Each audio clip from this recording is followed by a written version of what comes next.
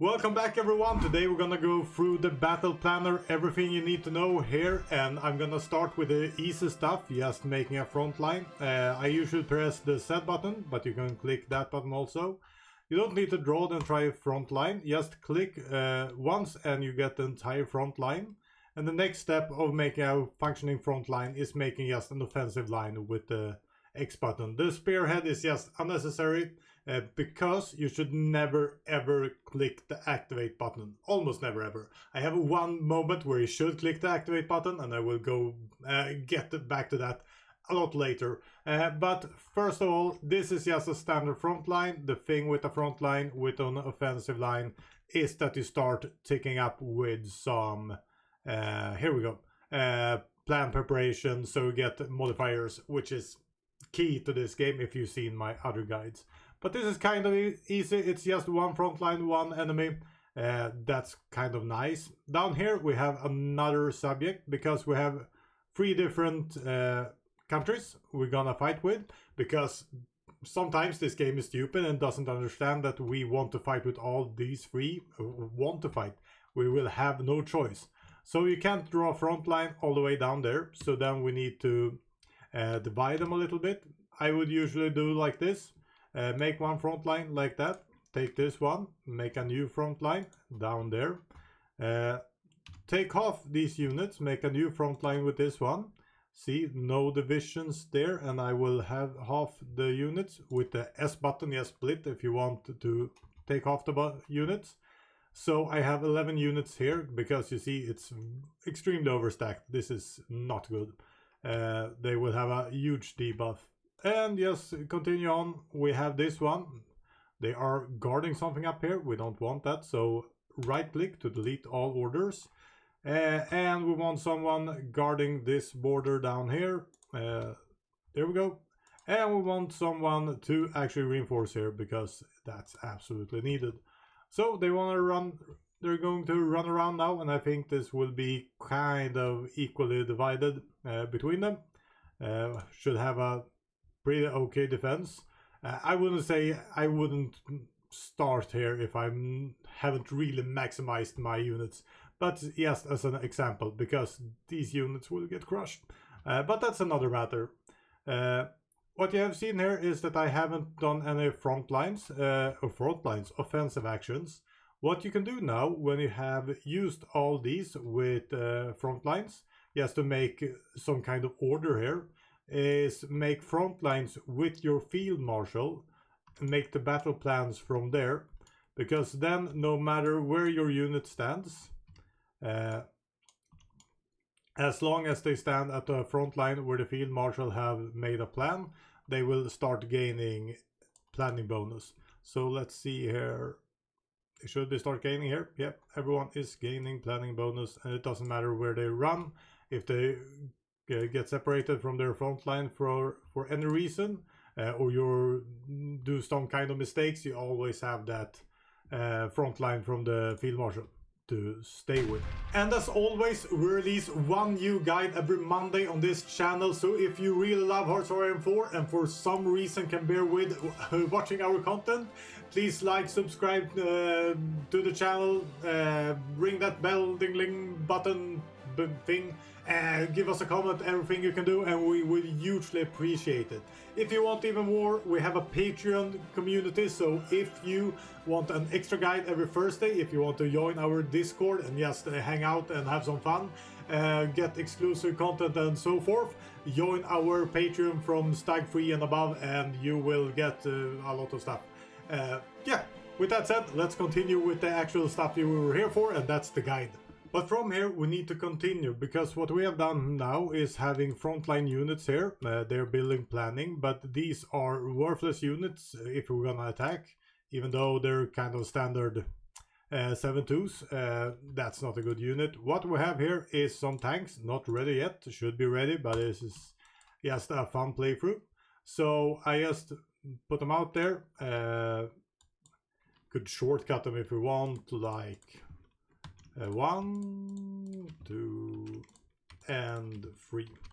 This one wants a commander. I think we could have Rokossovsky, don't we? Yeah, here he is. He's a Field Marshal. Well then, we can't add them here, that's too many, so we can put this one with Clement instead. And as you see now, we have Clement here actually controlling these units. They have planning right now, they're losing planning. And I'm gonna show you a neat trick, because Clement will be my fallback guy. So let's wait with the offensive there. So with my fallback line here, I can make a fallback line with these two guys. Here's the fallback line. We can make it like this, fallback line, and fallback line is C. Let's defend behind the rivers here.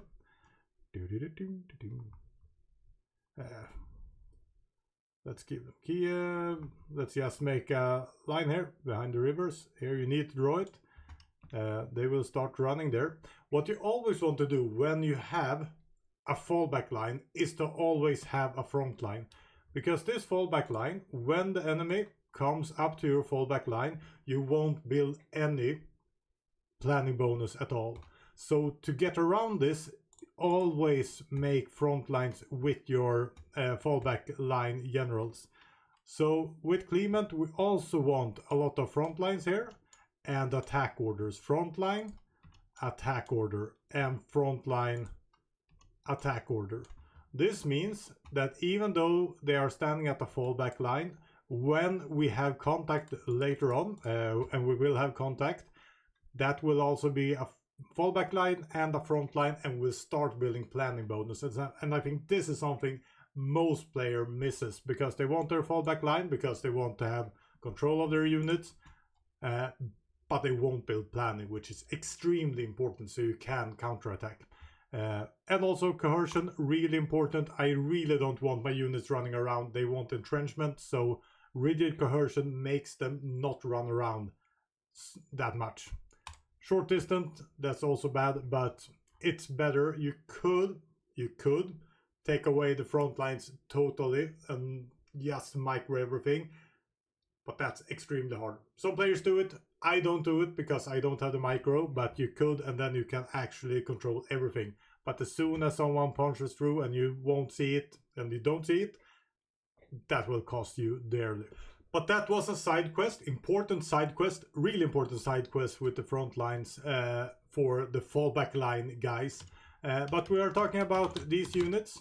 Since I have made front lines with my general, it doesn't matter that these units don't have a front line.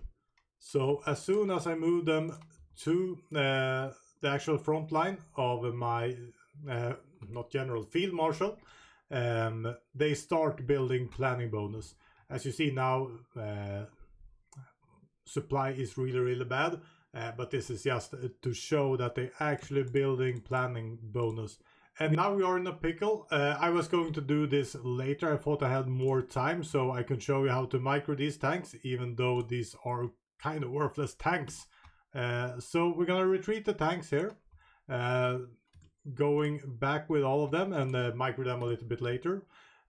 We are not holding on great here. We can see that we have problems in 8 defensive combats out of 12, and yeah, they will push through and they will kill a lot of my units. What I can do now is take my Field Marshal, and this could have been prepared for a long time ago, and just have a defensive line. Let's make a little bit more aggressive line with this one, going to actually defend Kiev, and let's go up here and go to Riga with this one too. What we can do now is take these 3 generals, which are on the front lines here, and actually click on the press control on that fallback line. So I have assigned every one of those to the fallback line, and they will start running as quickly as they can to that fallback line, just trying to retreat out of this. Hopefully we can get most of our units out by just running to the fallback line. And you see we're gonna lose a few units. Perhaps they will be saved. Yeah, one is running. For some reason these ones aren't running. Yeah, because these ones are here, so why not reinforce that one instead. So we are actually retreating with everything. We will lose some units here, but yeah, we're the Soviets, we're gonna lose some. But I think using that fallback line trick, since everyone will go with strategic redeployment if they can, I think our losses here would be minimal actually. Let's see, is this the wrong war? German-Soviet war. We have lost 81,000 units, which is fine. We're gonna lose a few more. But if you need to retreat quickly and you really want to do that a lot of times with the Soviet Union, you can have several fallback lines ready. So when you need to retreat from this fallback line, everything is collapsing, you can take the next fallback line behind rivers, next fallback line, and so forth. So instead of making the fallback lines as you go, you could have prepared a lot of fallback lines with this guy.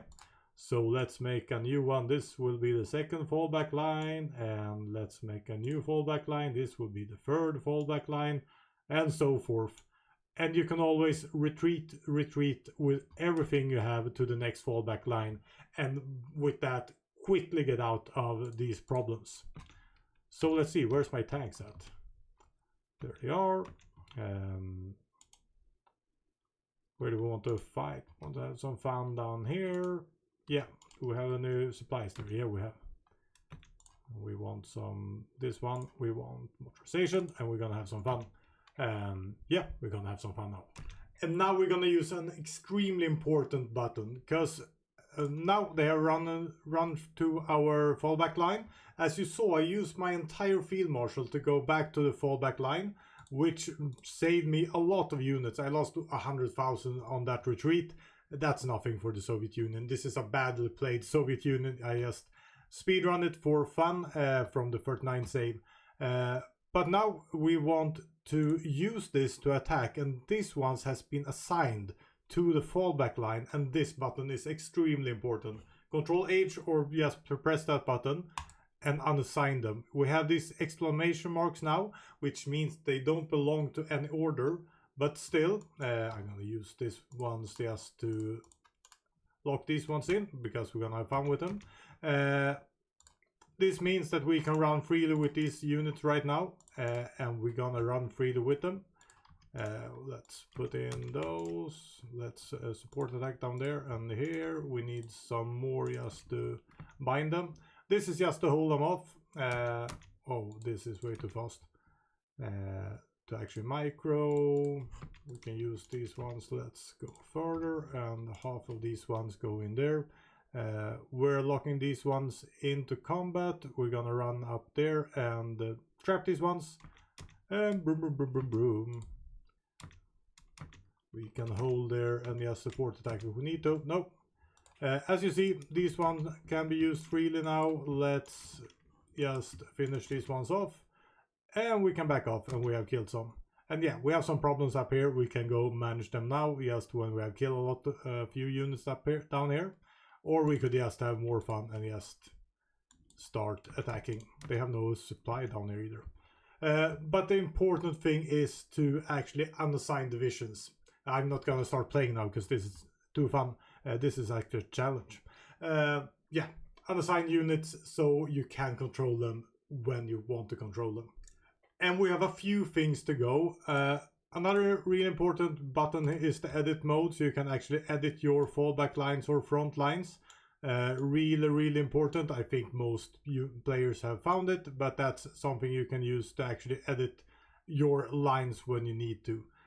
Delete order, just what it says. If you want to delete some of your orders, be really careful with this, because you can delete really important frontline orders, so you don't get planning and everything. But really good if you want to delete some orders. Next thing I want to show you, which is, I think most people use it, but let's put out some units here. Should we give them a general? Yes, we should. It's area defense. Air defense is extremely good if you want to guard naval bases. Just put on the states you want to guard naval bases, and you will guard naval bases there. Another really important thing is guarding supply hubs and railway junctions. You don't need to have the area defense on all the time. This is just amazing if you want to go and spread your units out, and this will do that for you, so you can be sure that you defend everything you want to defend in these states, so you don't get paradropped or anything like that on your supply depots or junctions. Another thing with this, which I really love, is that you can guard borders. So if you want to guard borders, you can put in all the borders here and they will run to your borders. It's not good right now, but yeah, could be useful. I never used it before, but I think this is kind of new. But it's a good way to actually spread out. Also guard air bases, the same thing. If you have that problem with paratroopers attacking you, guarding your air bases, guarding your coastlines, or at least just spread them out so you can control them later on, is really really good. And it also makes your general be able to hold 72 divisions instead of the standard 24. And we also have these ones, force attack, last stand, and these kind of buttons. They give you modifiers, and modifiers are really important. Just look at the numbers here. We get some extra commander ability bonus 20%, which means that we push through much more easy and can start encircle more units more quickly. So this one is really powerful. It costs a lot, but really powerful. And the last thing that I said was I never activate my battle plans instead of one moment. And that's also why I never use Spearhead, because Spearhead is just a way to plan attacks, but it's much more effective to actually go around here, make the surrounds and encirclements and kill off the enemy than trying to make good offensive plans. If you have plans that works like this, you have way more units than your opponent and you will lose more, and yeah, there's no reason to do it.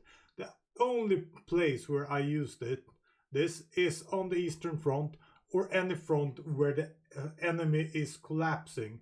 So playing multiplayer games and even single player games, if we have a good D-Day, the Germans will start withdrawing everything from the Eastern Front, or a lot from the Eastern Front, to go to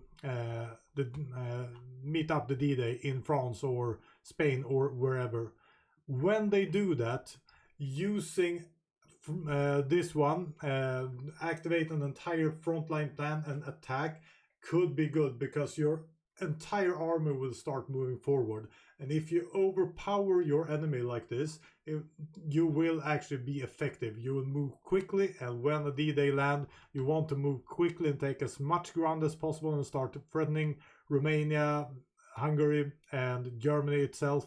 So that's the only time when I actually use it. When I want to mop up, when I have an overwhelming army, or want to lock the enemy in place so they can't really run away or reinforce the D-Day. Otherwise, I never activate these plans, because it's much more effective to make these encirclements, to take out units like this and just kill them off. And of course, there's a few other buttons here. We have naval invasion with or without floating harbors, paratroopers, that's special occasions. I won't go through them. But also remember, coercion, really important for your units, so they don't run around way too much. And yeah, this is a problem, but I just had fun down here. Could go out with the tanks and actually have some fun up here instead. But yeah, I think that's it. One new guide, one new Monday. I hope you have enjoyed it. As always, huge shout out to all our Patreons, to everyone watching. This is what makes it interesting and fun to make these guides, that you actually, for some reason, like what we do. So huge shout out to everyone watching, huge thanks to you, and yeah, I will see you guys next time.